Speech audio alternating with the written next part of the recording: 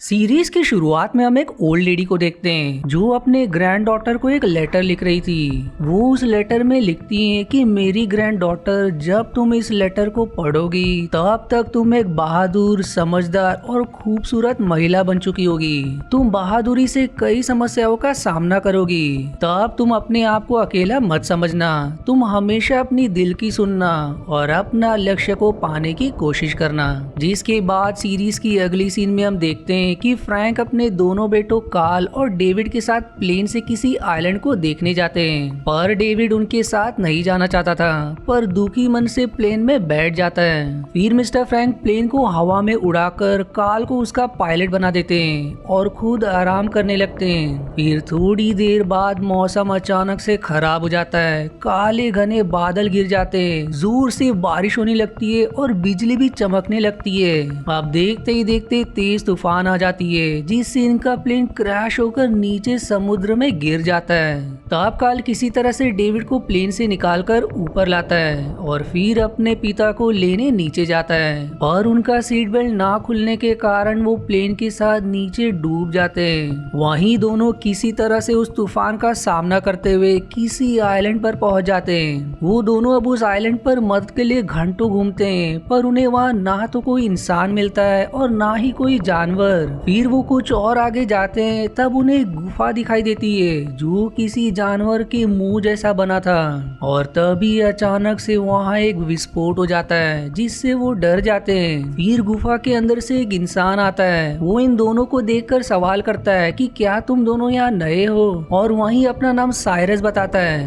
अब कार्ल और डेविड उनसे उस आइलैंड के बारे में पूछते हैं, जिस पर वो कहते हैं कि ये डिनोटोपिया है। अब ये नाम सुनकर कार्ल और डेविड चौंक जाते हैं। फिर वो दोनों उन्हें अपने प्लेन क्रैश के बारे में बताते हैं और उनसे सेल फोन मांगते हैं। इस पर साइरस हंसते हैं और उन्हें अपने साथ चलने को कहते हैं। फिर सभी थोड़ी देर बाद एक बाजार में पहुंच जाते हैं, जिसे देखकर डेविड और कार्ल को यकीन ही नहीं होता। वो देखते हैं कि इस आइलैंड पर एक अलग ही सभ्यता के लोग रह रहे हैं, और तभी बाजार में एक डायनासोर आ जाता है, जिससे वहाँ पर सभी लोग भागने लगते हैं। पर उसी पल मैरियन आ जाती है और उस डायनासोर को शांत करती है और फिर उसका एक दांत तोड़ देती है। वो कहती कि उसका दांत दर्द कर रहा था, जिससे वो परेशान हो गया था। तब खोजकर्ता साइरस कार्ल को अपना कार्ड देता है और उन्हें वाटरफॉल सिटी जाने के लिए कहता है। इसलिए दोनों वहाँ के बस डिपो पर जाकर वाटरफॉल सिटी के लिए टिकट मांगते हैं, पर उन्हें उस दिन टिकट नहीं मिलती, इसलिए वो दोनों वहीं पर रात बिताते हैं। अब अगले दिन उन्हें वाटरफॉल सिटी के लिए टिकट मिल जाती है, और वहीं उन्हें मैरियन भी मिलती है जो वाटरफॉल सिटी जाने के लिए वहाँ आई थी। फिर दोनों वहाँ की बस को देखते हैं, जो कि बहुत ही विशाल शाकाहारी डायनासोर था। जिसके बाद सभी लोग उस पर सवार होकर वाटरफॉल सिटी के लिए निकल पड़ते हैं। अब रास्ते में मैरियन उन्हें बताती है कि यहाँ पर कभी भी मांसाहारी डायनासोर टी-रेक्स हमला कर देते हैं, जिस पर फिर कार्ल सवाल करता है कि ये हथियार क्यों नहीं रखते। तब मैरियन जवाब देती है कि डिनोटोपियन हथियार का प्रयोग नहीं करते। अब आगे कुछ दूर जाने पर उन्हें बहुत सारे पेड़ टूटे हुए मिलते हैं, इसलिए सभी लोग उतर कर देखते हैं तो उन्हें वहाँ बहुत सारे टी-रेक्स डायनासोर के पैरों के निशान मिलते हैं, जो कि आगे की ओर जा रहे थे। फिर सब लोग पास के आउटपोस्ट पर जाते हैं और वहाँ उन्हें कोई नहीं मिलता, और तभी मैरियन को एक पत्थर मिलता है, जिसे देखकर वो कहती कि ये एक सनस्टोन है जो मर चुका है। फिर देखते ही देखते मौसम खराब होने के कारण वो सब वहीं पर रुक जाते हैं, और रात में फिर मैरियन सभी को भोजन के लिए कहती है। तब कार्ल चिकन मांगता है, तो इस पर मैरियन कहती कि यहाँ डिनोटोपिया में केवल फल और सब्जियां ही खाई जाती है। जिसके बाद रात में डेविड किसी आवाज को सुनकर उठ जाता है। वो फिर कार्ल को उठाता है। तब कार्ल डेविड से कहता है कि वहाँ कुछ नहीं है, पर तभी एक टी-रेक्स उन पर हमला कर देता है। उसके बाद सभी लोग वहां से बाहर भागते हैं और देखते हैं कि पूरे आउटपोस्ट पर बहुत सारे टी-रेक्स ने हमला कर दिया है, और तभी मैरियन एक टी-रेक्स से भागते हुए नीचे गिर जाती है, और जैसे ही वो डायनासोर उस पर हमला करने जाता है, वहां पर कैप्टन ओनू सीबैक्स के साथ आ जाते हैं और टी-रेक्स पर हमला कर देते हैं, जिससे सभी टी-रेक्स वहां से भाग जाते हैं। अब उसके बाद सभी वाटरफॉल सिटी के लिए निकल जाते हैं। फिर रास्ते में काल मैरियन से सवाल करता है कि वो टीरेक्स को क्यों नहीं मारते। तब वो कहती कि हम इंसान तो इस प्लेनेट में मेहमान हैं, जबकि डायनासोर यहाँ लाखों करोड़ों सालों से रह रहे हैं, इसलिए उनकी जान हमसे कीमती है। फिर सभी देखते देखते वाटरफॉल सिटी में पहुंच जाते हैं, जिसे देखकर डेविड और काल को अपनी आंखों पर यकीन ही नहीं होता, क्योंकि वहां पर उन्हें बहुत पुरानी ग्लोब दिखाई देती है, जिस पर वर्ल्ड का बहुत पुराना मैप होता है। सभी अब अंदर पहुंचते हैं, जहां पर सभी लोग डेविड और काल को देखकर बहुत खुश हो रहे थे। उसके बाद सिटी के मेयर वॉल्डो उनसे मिलने आते हैं और अपने नगर में डेविड और काल का स्वागत करते हैं, जहां दोनों को पता चलता है कि मैरियन मेयर की बेटी है।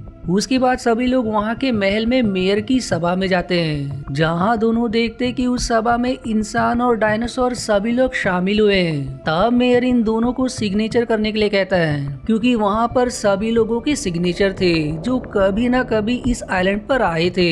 उसके बाद मेयर इनसे कहता है कि अब वो उस आइलैंड के नागरिक बन गए, जिसके बाद मेयर इन्हें अपनी दुनिया के बारे में बताने को कहते हैं। तब डेविड उन्हें स्पेस मिशन अपोलो 11 के बारे में बताता है। वो कहता है कि चांद पर इंसान जा चुके हैं। जो बात सुनकर उस सभा के सभी लोग हंसने लगते हैं। उसके बाद काल उनको अपने पिता और प्लेन क्रैश के बारे में बताता है और वहां से घर वापस जाने के बारे में पूछता है। तब मेयर उन्हें एक बुरी खबर देते हैं कि आज तक यहाँ से कोई भी वापस नहीं जा सका है, जिसके कुछ देर बाद फिर मेरियन इन दोनों को वहाँ के लाइब्रेरी में ले जाती है, जो बहुत ही पुरानी होती है। वहाँ डेविड और काल प्रोफेसर जिपो से मिलते हैं, जो इंसानों की तरह बोल सकता था। जिपो फिर दोनों को अपने घर पर ले जाता है। अब वहीं महल में मेरियन डिनर करते समय अपने पिता से कहती कि ऐसा पहली बार हुआ है जब कोई सनस्टोन मरा हो और ट्राइनोसोर झुंड में घूम रहे हो। फिर रात में जिपो के घर पर काल और डेविड के बीच घर वापस जाने को लेकर बहस हो जाती है, क्योंकि काल जल्द से जल्द घर वापस जाना चाहता था और डेविड वहाँ कुछ दिन रुक वहाँ की सभ्यता के बारे में सीखना चाहता था। वहीं उसके बाद मेयर मैरियन को वो लेटर और सनस्टोन देते हैं, जिसे उसकी दादी ने उसके लिए रखा था। वहीं काल बाहर आकर मैरियन को देखने लगता है और तभी वहाँ साइरस आकर काल को ऊपर देखने से रोकता है और कहता है कि मेयर उन्हें देख लेगा तो सिटी से बाहर करवा देगा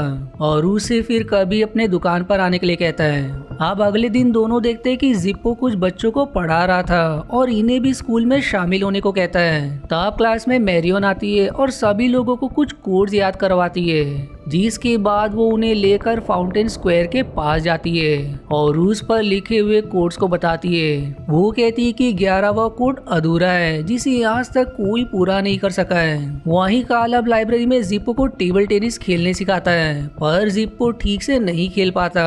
वहीं मैरियन डेविड को प्राइम सनस्टोन दिखाने ले जाती है, जहां 361 सीढ़ियां चढ़कर वो पहुंच जाते हैं। डेविड अब ऊपर से आइलैंड को देखकर बहुत खुश होता है, जहां मैरियन बताती है कि ये प्राइम सनस्टोन हर शाम दूसरी सनस्टोन्स को नई जिंदगी देती है। जिसके बाद देखते ही देखते रात हो जाती है और फिर रात में एक बार फिर से काल और डेविड में बहस हो जाती है और काल वहाँ से साइरस की दुकान पर आ जाता है। काल साइरस से वहाँ से वापस जाने के बारे में पूछता है। तब वो बताता है कि वो पिछले 20 सालों से इस आइलैंड की खोज कर रहा है ताकि यहाँ से निकल सके, जिसके लिए उसे कैप्टन ओनो की किताब चाहिए, जिसकी चाबी जिप्पो के पास रहती है। इसलिए अब काल जिप्पो की अलमारी से उस चाबी को निकालकर उस किताब को चुरा लेता है। अब रात के समय में महल में मेयर एक समारोह में सभी लोगों को प्राइम सनस्टोन के महत्व और उसके इतिहास के बारे में बताता है। वहीं मैरियन अपने दादी से मिली हुई सनस्टोन को गले में पहनकर आती है, जिसे देखकर है और उस किताब को खोजता है, पर वो उसे नहीं मिलता। वहीं स्कूल में मैरियन सभी लोगों का एग्जाम लेती है और दूसरी तरफ साइरस क्रैब कैप्टन की किताब को देखता है और उसे एक शिप के बारे में पता चलता है। वो काल से वहाँ से कुछ सामान लेने के लिए कहता है, पर काल कहता है कि वो अपने भाई को लिए बिना नहीं जाएगा। अब वहीं स्कूल में मैरियन सभी का रिजल्ट बताती है और कहती कि काल ने सभी उत्तर बहुत ही अच्छे तरीके से दिए। दूसरी तरफ महल में डेविड काल से कहता है कि तुमने एग्जाम में चीटिंग किया था और अपने पिता के बारे में कहा था कि उनके ना होने से वो अब आजाद महसूस करता है, जिस पर काल को गुस्सा आ जाता है और फिर दोनों में लड़ाई हो जाती है, जिसके कारण दोनों दोनों ऊपर से बह रही नदी में गिर जाते हैं, जहाँ बहते हुए दोनों नीचे घने जंगल में आ जाते हैं और डेविड नदी में डूबने से बेहोश हो जाता है। कार्ल फिर उसे बचाकर नदी के किनारे लेकर आता है और होश में लाने की कोशिश करता है। वहीं मैरियन को ये बात पता चलती है तो उन्हें ढूंढने वो जंगल में आती है। जीपो भी मैरियन के साथ जंगल में आता है, जिसके बाद मैरियन पोस्ट ऑफिस से एक मैसेंजर बर्ड को उठा लेती है और उसे कार्ल और डेविड को ढूंढने के लिए भेजती है। वहीं दूसरी तरफ डेविड को होश आ जाता है, पर कार्ल को वहाँ कोई मदद नहीं दिखाई देता।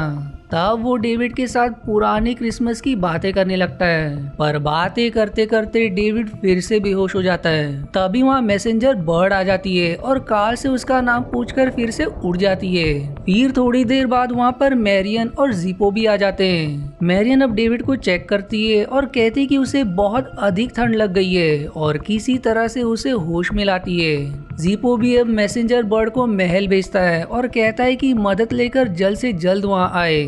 और तभी कार्ल को वहीं पास में एक पुरानी मंदिर मिलती है, जिसे देखकर जीपो कहता है कि इस मंदिर को बहुत सालों से खोजा जा रहा था। उन्हें वहाँ के प्राचीन राजा की एक नक्काशी मिलती है, जिसका आधा शरीर डायनासोर का और आधा शरीर इंसान का था। इस पर जीपो कार्ल से कहता है कि यही से एक रास्ता नीचे की दुनिया में जाती है, जिसकी रखवाली मांसाहारी जीव करते हैं। और तभी कार्ल को नदी में बहुत सारे मगरमच्छ दिखाई देते हैं, जिसे देखकर सब वहां से भागने लगते हैं। कार्ल भी अब डेविड को उठाकर नदी पर बने लकड़ी के पुल से जंगल की तरफ भागने लगता है, पर तभी एक मगरमच्छ पुल को थोड़ा तोड़ देता है, जिससे कार्ल और डेविड वहीं गिर जाते हैं। और जब एक मगरमच्छ डेविड को दबोचने ही वाला था कि तभी कार्ल उसे बचाकर नदी के पार आ जाता है। मैरियन और जीपो भी किसी तरह इस पार आने लगते हैं, पर तभी एक मगरमच्छ पुल को बुरी तरह से तोड़ देता है, जिसे मैरियन तो पार कर लेती है, पर जीपो नदी में गिर जाता है और फिर एक मगरमच्छ उसका पूंछ पकड़ लेता है। और इस सीरीज का पहला एपिसोड यहीं पे समाप्त हो जाता है। अब अगर आपको इसके आगे का पार्ट देखना है तो या तो आपको इसका लिंक डिस्क्रिप्शन या कमेंट में मिल जाएगा,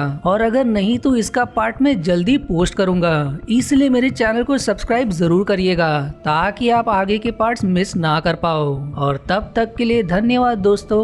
अब अगर आप ये वीडियो देख रहे हो तो आई होप आपने इसका पिछला पार्ट देख लिया है, और अगर नहीं तो इसका लिंक मैंने आई बटन और डिस्क्रिप्शन में मेंशन किया है, जिसे देखना ना भूलिएगा, वरना ये वीडियो आपके पल्ले नहीं पड़ेगी। आप पिछले पार्ट में मैरियन और जिप्पो किसी तरह से इस पार आने लगे थे, पर तभी एक मगरमच्छ पुल को बुरी तरह से तोड़ देता है, जिसे मैरियन तो पार कर लेती है, पर जिप्पो नदी में गिर जाता है और फिर एक मगरमच्छ उसका पूंछ पकड़ लेता है। इसलिए अब जिप्पो कार्ल से मदद की मांग करता है और उसे बचाने की भीख मांगता है। और फिर तभी अचानक से कार्ल नदी में अपना हाथ डालकर जिप्पो को नदी से बाहर खींच लेता है। फिर सभी इस जंगल से बाहर निकलने की कोशिश करते हैं और वहीं कार्ल डेविड को उठाकर आगे बढ़ता है। फिर कुछ देर बाद जिप्पो कहता है कि शायद हम लोग रास्ता भटक गए हैं। तब मैरियन एक छोटे से पहाड़ पर चढ़कर दूरबीन से देखती है, जहां उसे कुछ खोजी दल दिखाई देते हैं जो उन्हें ही खोज रहे थे। उसके बाद सभी उनकी मदद से पास के गाँव में पहुँच जाते हैं, जिस गाँव की मालकिन मैरियन की माँ रोज़मेरी थी। वो सब वहाँ जाकर उनसे मिलते हैं। वो फिर डेविड की खराब हालत देख उन्हें वहाँ कुछ दिन रुकने के लिए कहती है, और डेविड को आराम करने के लिए उसे फिर एक कमरे में सुला दिया जाता है। मैरियन अब अपनी माँ को अपने गले की सनस्टोन भी दिखाती है। तब उसकी माँ उससे कहती है कि ये तुम्हारी सुरक्षा करेगा। वहीं जिप्पो डेविड के लिए एक दवा लाता है, और वहीं फिर रात में कार्ल डेविड के पास से उठकर सामने के कमरे में रस्सी से लटक कर चला जाता है। वो कमरा दरअसल लड़कियों का था, और कार्ल के आने से सब लोग जाग जाती है, और फिर कार्ल मैरियन के पास जाकर उसे बाहर घूमने के लिए कहता है। और तब दोनों वहाँ के तालाब में नहाते और एक दूसरे से किस शेयर करते हैं, क्योंकि वो एक दूसरे को पसंद करते थे। अब अगले दिन कार्ल जिप्पो के साथ फिर से टेबल टेनिस खेल रहा होता है, और वहाँ पर मैरियन की माँ आ जाती है और जिप्पो से कहती है कि तुम्हें वाटरफॉल शहर जाकर अपना काम करना चाहिए, और कार्ल को भी समझाती कि तुम अब एक डायनोटोपियन हो और तुम्हें भी दूसरे लोगों की तरह काम करना चाहिए। इसलिए अब डेविड वहाँ के खेतों में सभी के साथ काम करने लगता है। और वहीं इस तरह वाटरफॉल शहर में मेयर की सभा में जिप्पो उन्हें बताता है कि उसने किसी की मदद से वहाँ की पुरानी मंदिर को खोज लिया है जहाँ से नीचे की दुनिया में जाने के लिए रास्ता है, इसलिए वहाँ पर एक दल भेजना चाहिए क्योंकि वहाँ पर सनस्टोन्स हो सकते हैं। तब मेयर कहते हैं कि वहाँ पर बहुत से मांसाहारी भी रहते हैं, इसलिए वो किसी की जान को खतरे में नहीं डाल सकते। उन्हें वहाँ जाकर वहाँ की पवित्रता को नष्ट नहीं करना चाहिए। वहीं गांव में एक समारोह में मैरियन की माँ सभी लोगों को इंसान और डायनासोर्स की समानता के बारे में बताती है। सभी को फिर नीचे से रखकर डायनासोर्स की धड़कन महसूस करने के लिए कहती है और मैरियन की माँ फिर सभी लोगों को उनका काम देती है। वो डेविड को कैनियन शहर जाकर सीबैक्स की ट्रेनिंग लेने के लिए कहती है और मैरियन को उसके साथ जाकर वहाँ पर डायनासोर में हो रहे बदलाव पर रिसर्च करने के लिए और काल को वहीं रहकर हैचरी में काम करने के लिए कहती है। फिर अगले दिन डेविड और मैरियन वहाँ से कैनियन शहर के लिए निकल जाते हैं, जहाँ पर पहुंचकर डेविड देखता है कि वहाँ बहुत विशाल विशाल पहाड़ है जहाँ वो सब रोमाना से मिलते हैं जो इनको वहाँ के रूल्स बताती है और यूनिफॉर्म देकर डेविड से कल रेडी रहने के लिए कहती है। काल भी गांव के हैचरी में एक कार्ड लेकर जाता है जहाँ उसे मैरियन की छोटी बहन समांता मिलती है। वो काल का कार्ड लेकर उसे 26 नंबर का एक डायनो एग देती है और कहती कि अब उसे ही इसका देखभाल करना होगा।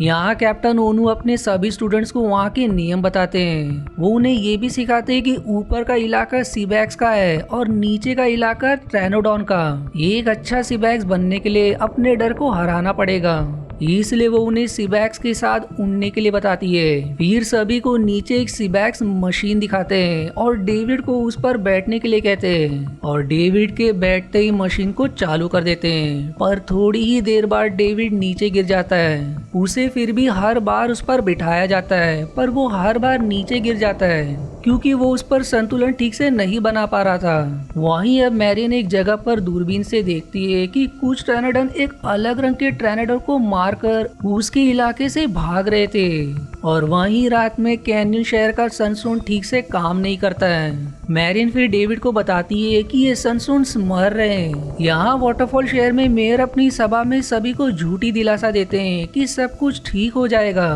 पर तभी साइरस उठकर उनके पास आता है और बहुत सारे मरे हुए सनस्टोन्स को बैग से गिरा देता है, जिसे देखकर मेयर और सभा के लोग सभी चौंक जाते हैं। वो कहता है कि मेयर आने वाले तबाही पर ध्यान नहीं दे रहे हैं, जिसके जवाब में मेयर सभा से कहते हैं कि महीने के आखिर तक 12 नए सनस्टोन्स आ जाएंगे जिससे यहाँ की मुसीबत टल जाएगी। तब साइरस उनसे कहता है कि हमारे शहर के खजाने में एक भी सनस्टोन्स नहीं बचा हुआ है और उन्हें लाइब्रेरी से नीचे की दुनिया की जानकारी देकर वहाँ खोज के लिए जाना चाहिए। पर इसके बाद मेयर के इशारे पर कुछ गार्ड साइरस को बाहर कर देते हैं। साइरस अब जिप्पो से मिलता है और उसे अपने दुकान पर ले जाता है, जहाँ जिप्पो बात करते समय वहाँ पर चोरी हुई किताब को देखता है और कहता है कि वो इसकी शिकायत करेगा।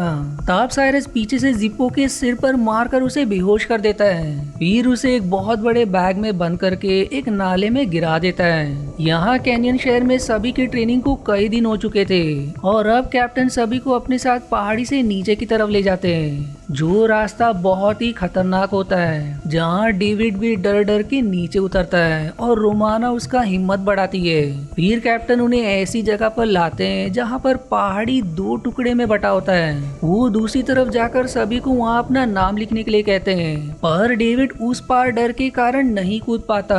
यहाँ काल के एक से एक बेबी डायनो बाहर आती है, जिसे देखकर काल समांता और उसकी माँ बहुत खुश होते हैं। फिर उस बेबी डायनो का नाम 26 रखते हैं। वहीं पहाड़ी पर मैरियन के ऊपर कुछ ट्रायनाडोन हमला कर देते हैं, तब वो अपने गले की सनस्टोन्स दिखाकर उन्हें भगा देती है। फिर एक दिन काल को एक पुरानी नाव मिलती है जो बहुत ही खराब हालत में थी, जिसे वो तुरंत ठीक करने लगता है और तभी वहाँ पर साइरस आ जाता है, जो काल को काम करते देखकर कहता है कि उसे यहाँ से निकलने के लिए एक पायरेट चार्ट की जरूरत पड़ेगी, जिस पर काल कहता है कि उसे वो चार्ट चाहिए। इस तरफ रोमाना डेविक्स की सीबैक्स मशीन पर संतुलन बनाने में मदद करती है, जिस पर मैरियन की नजर रहती है। वहीं अगले दिन कैप्टन सभी स्टूडेंट्स को उनका राइडिंग बेल्ट देते हैं, पर डेविड को नहीं देते।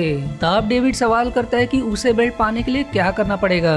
जिस पर कैप्टन उसे सीबैक्स के घोंसले में एक रात गुजारने के लिए कहते हैं। इसलिए डेविड मैरियन से कहता है कि वो अब यहाँ से वापस जा रहा है क्योंकि वो सीबैक्स के घोंसले तक नहीं जा पाएगा। जिस पर मैरियन रोमाना को साथ लेकर जाने के लिए कहती है, पर डेविड मना कर देता है। इसलिए अब मैरियन उसके साथ जाने के लिए कहती है। वहीं गांव में साइरस काल के पास आता है और कहता है कि अगर उसे चाट चाहिए तो उसे हैचरी टावर की सनसून को चुरा कर उसे देना होगा, पर काल इस पर मना कर देता है और वहीं नाले से कुछ लोग जिप्पो को बचा लेते हैं। अब अगले दिन मैरियन और डेविड ऊपर की पहाड़ी पर चढ़ाई करते हैं, जो रास्ता बहुत ही खतरनाक होता है। ऊपर की चढ़ाई करते समय फिर अचानक से मैरियन का पैर फिसल जाता है, जिससे वो नीचे लटक जाती है और फिर डेविड को मदद के लिए कहती है। तब डेविड किसी तरह से मैरियन का हाथ पकड़कर ऊपर खींच लेता है। फिर वो सीबैक्स के घोंसले में पहुंच जाते हैं और वहां आराम करने लगते हैं, जहां डेविड मैरियन से अपने प्यार का इजहार करता है और सवाल करता है कि क्या वो भी उसके लिए सेम फीलिंग्स रखती है।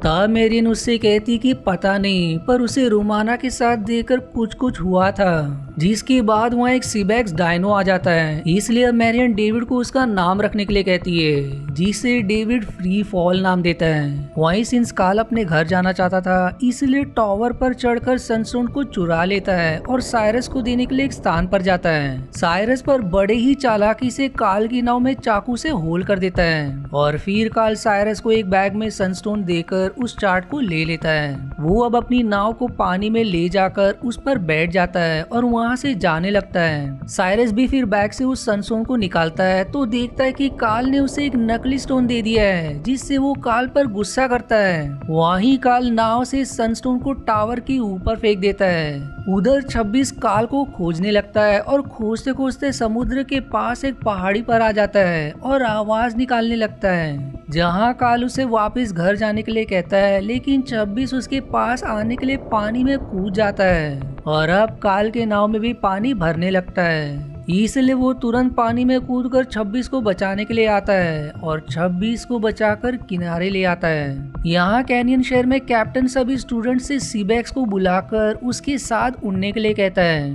और ऐसा ना कर पाने पर उन्हें राइडर पद से डिसमिस करने के लिए कहता है, जहाँ पर काल भी आ जाता है। सबसे पहले रोमाना बुलाती है और एक सीबैक्स आता है, जिस पर सवार होकर वो आसमान में उड़ जाती है। अब डेविड सीबैक्स को बुलाता है पर कोई भी सीबैक्स नहीं आता, जिससे वो दुखी हो जाता है और अपना सामान पैक करने लगता है। तब काल और मेरियन भी वहाँ आते हैं और काल डेविड से व्यक्त करता है कि मुझे तुम पर गर्व है, काश के पिता यहाँ होते ये देखने के लिए। पर डेविड फिर भी वहाँ से चला जाता है और वो एक बार फिर से सीबैक्स को बुलाता है और तब वहाँ पर फ्री फॉल आ जाता है और फिर डेविड उस पर सवार होकर उड़ जाता है और उस पर बैलेंस बनाकर राइडिंग भी करने लगता है, जिसे देखकर वहाँ सभी लोग खुश होते हैं। अब वही वाटरफॉल शहर में मेयर की सभा में कैप्टन ओनू आते हैं और मेयर से कहते हैं कि उनकी स्क्वाड अब ईस्ट टेरिटरीज में पेट्रोलिंग नहीं कर सकते, क्योंकि वहाँ ट्राइनोसरस की झुंड सब कुछ तबाह कर रहे हैं और साथ में ही ट्रेनाडॉन्स भी अपनी लिमिट को पार कर रहे हैं। वो मेयर को ये समझाते हैं कि उन्हें ईस्ट से आने वाले रेफ्यूजीज की सहायता के लिए फोर्स को तैनात कर देना चाहिए और हमें बाहरी इलाकों को खाली करवाकर सभी लोगों को जल्दी से जल्दी वाटरफॉल शहर में लाना होगा। जिस पर मेयर जवाब देते हैं कि इस पूरे डायनोटोपिया को इस छोटे से वाटरफॉल शहर में नहीं रख सकते। इस पर कैप्टन ओनू कहते हैं कि मैंने पिछले हफ्ते नए स्टूडेंट्स का स्क्वाड बनाया है जो जंग में अपनी जान भी दे सकते हैं। तब मेयर कहते हैं कि वो डायनोटोपिया के नियम नहीं तोड़ सकते, इसलिए सभी लोग मरने के लिए तैयार हो जाए। जिसके साथ भी ये एपिसोड भी यहीं समाप्त हो जाती है। अब अगर आप ये वीडियो देख रहे हो तो आई होप आपने इसका पिछला पार्ट देख लिया है, और अगर नहीं तो इसका लिंक मैंने आई बटन और डिस्क्रिप्शन में मेंशन किया है, जिसे देखना ना भूलिएगा, वरना ये वीडियो आपके पल्ले नहीं पड़ेगी। अब इस पार्ट की शुरुआत में बाहर से बहुत बड़ी भीड़ अंदर आती है, जिसे देखकर जिप्पो काल से कहता है कि उन्हें इसके लिए कुछ करना चाहिए। तब मेरियन, डेविड और काल तीनों उस मंदिर में जाने का निर्णय करते हैं। काल फिर जिप्पो को 26 का ख्याल रखने के लिए कहता है और फिर तीनों उस मंदिर के लिए निकल निकल जाते हैं, पर रास्ते में उन्हें साइरस मिलता है जो उन्हें वहाँ जाने से रोकता है। पर कार्ल साइरस पर नाव में होल करने के लिए गुस्सा करता है। तब साइरस भी उसे नकली स्टोन देने के लिए उस पर चिल्लाता है। फिर साइरस उन्हें बताता है कि उसने 3 बार अपने आदमियों को उस मंदिर में भेजा था सनस्टोन को खोजने के लिए, पर आज तक कोई भी जिंदा वापस नहीं आया। तब मेरियन और डेविड कहते हैं कि उन्हें डर नहीं लगता, इसलिए वो पीछे नहीं हटेंगे। जिसके बाद साइरस कार्ल को एक फ्लेयर गन देता है और सभी जंगल से होते हुए उस मंदिर तक पहुंच जाते हैं। वो सब अब टॉर्च जलाकर अंदर जाते हैं और रास्ता खोजने लगते हैं, पर उन्हें वहाँ कोई भी रास्ता नहीं मिलता। पर फिर उन्हें कुआं मिलता है जिसका पानी बहुत हलचल कर रहा था, जहाँ डेविड को कुछ आवाजें भी सुनाई देती है, इसलिए वो वहाँ से वापस चलने के लिए कहता है। मैरियन भी कहती कि उसे वहाँ बहुत अजीब लग रहा है, इसलिए वापस चलना ही चाहिए। इसलिए फिर कार्ल अपने बैग से उस फ्लेयर गन को निकालता है, पर तभी एक गोली नीचे कुएं में गिर जाती है। फिर कार्ल उस गन को ऊपर फायर कर देता है, जिससे वहाँ पर रह रहे बहुत से ट्रायनोडॉन परेशान हो जाते हैं और अब वो इधर उधर उड़ने लगते हैं। इसलिए अब ये तीनों वहाँ से भागकर बाहर आ जाते हैं, पर नदी के मगरमच्छ इन पर हमला कर देते हैं। लेकिन किसी तरह से ये सभी जंगल में पहुंच जाते हैं, जहां उन्हें कैप्टन अपने स्क्वाड के साथ मिलते हैं, जो मेयर के कहने पर कार्ल और डेविड को गिरफ्तार करने के लिए आए थे।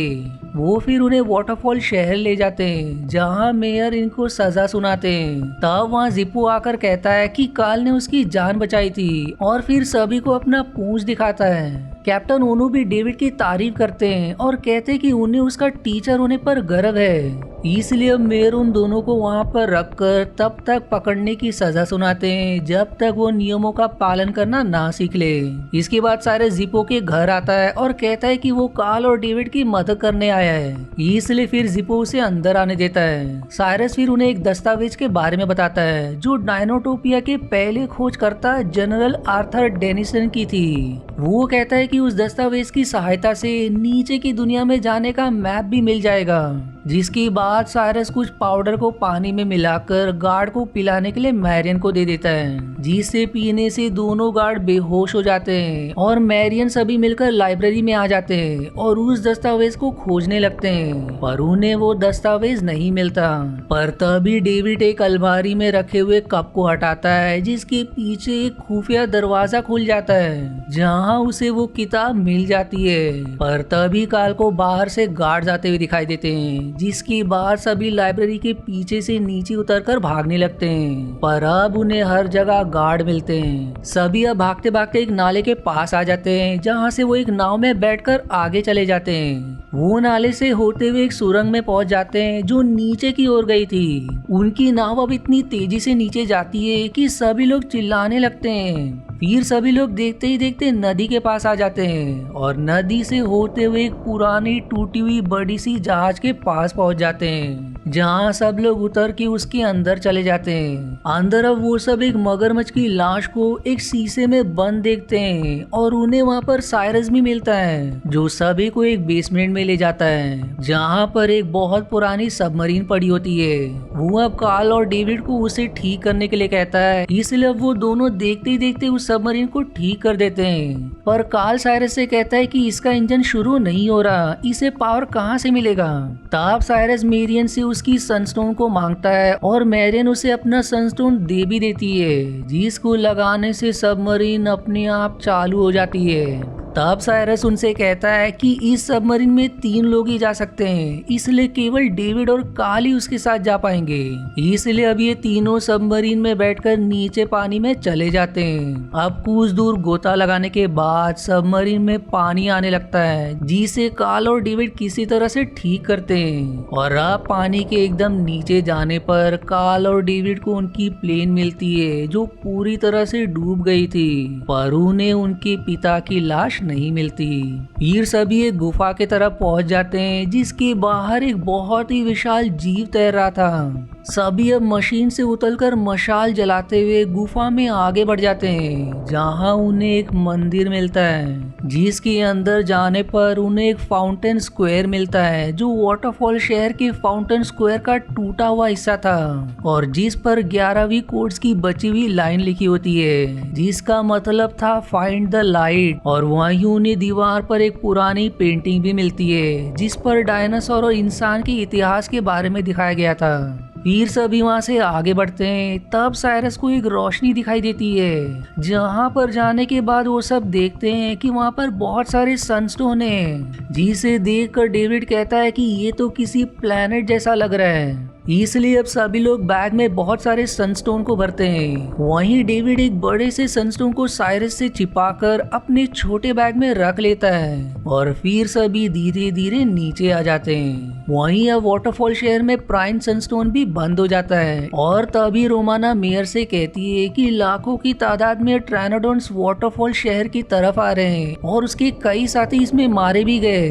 तब मेयर मैरियाना के पास आते हैं और उसे अपने सनस्टोन को देने के लिए कहते हैं, जिस पर मैरियाना कहती है कि उसने सनस्टोन काल को दे दिया है, जिस पर मेयर उस पर नाराज हो जाते हैं और तभी बहुत सारे ट्रायनोडॉन्स आकर वाटरफॉल सिटी पर हमला करने लगते हैं। वहीं ये तीनों सभी सनस्टोन के बैग को सबमरीन में रख देते हैं और तब साइरस काल और डेविड से कहता है कि सनस्टोन उन दोनों से ज्यादा कीमती है, इसलिए वो उन्हें वहां छोड़कर जा रहा है। जिसकी बात सुनकर डेविड उसे रोकने लगता है पर साइरस उसे मारकर नीचे गिरा देता है और फिर काल गुस्सा होकर उसे मारने जाता है पर साइरस उस पर भी हमला करके नीचे गिरा देता है। वो अब उस पर अपने डंडे से मार करने ही वाला होता है कि तभी वहाँ फ्रैंक आ जाते हैं और उसे रोक देते हैं। वो दोनों अब अपने पिता को जिंदा देखकर बहुत खुश होते हैं और वहीं अब साइरस गुस्से में गन निकाल लेता है और फ्रैंक के ऊपर तान देता है पर तभी काल उसकी ओर बढ़ने लगता है जिससे साइरस उसके पैर में गोली मार देता है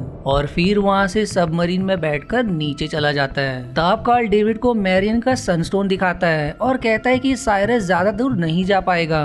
इसलिए जब साइरस सबमरीन का इंजन चेक करता है तो वहाँ सनस्टोन नहीं होता, जिससे वो और भी ज्यादा गुस्सा हो जाता है। पर तभी वो समुद्री जीव वहां आकर पूरी सबमरीन को तबाह कर देता है, जिससे साइरस वहीं मारा जाता है। यहाँ फ्रैंक काल के पैर को कपड़े से बांध देते हैं और फिर तीनों वहाँ से बाहर जाने के लिए रास्ता खोजने लगते हैं पर उन्हें वहाँ कोई रास्ता नहीं मिलता। पर तभी काल को वहाँ पर एक कुआं मिलता है और पास में ही फ्लेयर गन की वो गोली भी मिलती है जो ऊपर के कुएं में गिर गई थी। इसलिए अब काल कहता है कि हम यहाँ से बाहर जा सकते हैं पर फ्रैंक पानी में जाने से मना कर देते हैं और विनती करते कि जाओ और मदद लेकर आओ। और डेविड उन्हें समझाता है कि उन्हें कुछ भी नहीं होगा, इसलिए वो तीनों एक साथ उस पानी में कूद जाते हैं और फिर तैरकर देखते देखते ऊपर आ जाते हैं। वहाँ अब डेविड को फ्री फॉल मिलता है जिस पर बैठकर वो वाटरफॉल शहर में पहुंच जाता है और वहाँ पर हमला कर रहे वो ट्रायनोडॉन से लड़ने लगता है, जो भी बहुत ही खतरनाक तरीके से राइडिंग करके वो बहुत ही खतरनाक राइडिंग के मदद से बहुत से ट्रायनोडॉन्स को हरा देता है और ऊपर से ही अपने साथ लिए हुए सनस्टोन को मैरियन के पास फेंक देता है, जिसे लेकर मैरियन ऊपर टावर पर आ जाती है। पर वहाँ पर उस पर एक ट्रायनोडॉन हमला कर देता है जिससे वो वहीं बेहोश हो जाती है। पर किसी तरह से जिप्पो उस सनस्टोन को प्राइम सनस्टोन की जगह पर रख देता है, जिसके रखते ही सारे ट्रायनोडॉन वापस चले जाते हैं। अब अगले दिन सुबह में डेविड को वाटरफॉल शहर की सुरक्षा करने के लिए सम्मान करते हैं। मेयर फिर उसे सीबैक स्क्वाड में शामिल होने के लिए कहता है पर डेविड अपने पिता और भाई के बारे में पता करने के लिए कहता है और तभी बाहर काल और उसके पिता आ जाते हैं, जहां काल को देखकर 26 भी बहुत खुश होती है और फिर सभी लोग उनका स्वागत करते हैं। इसके बाद काल उन्हें अपने साथ लाए हुए सनस्टोन को दिखाता है जो बहुत ही ज्यादा होता है। वो उन्हें बताता है कि उसे नीचे की दुनिया में सनस्टोन का भंडार मिला है, जिसे जानकर वाटरफॉल शहर के सारे लोग बहुत ही खुश हो जाते हैं। जिसके खुशी के साथ ही ये सीरीज भी यहीं समाप्त हो जाती है। आशा है आपको मेरी एक्सप्लेनेशन पसंद आई। यदि हाँ तो प्लीज वीडियो को लाइक करना और चैनल को सब्सक्राइब करके सपोर्ट करना ना भूलें। मिलते हैं अगले एक्सप्लेनेशन वीडियो में, तब तक के लिए धन्यवाद दोस्तों।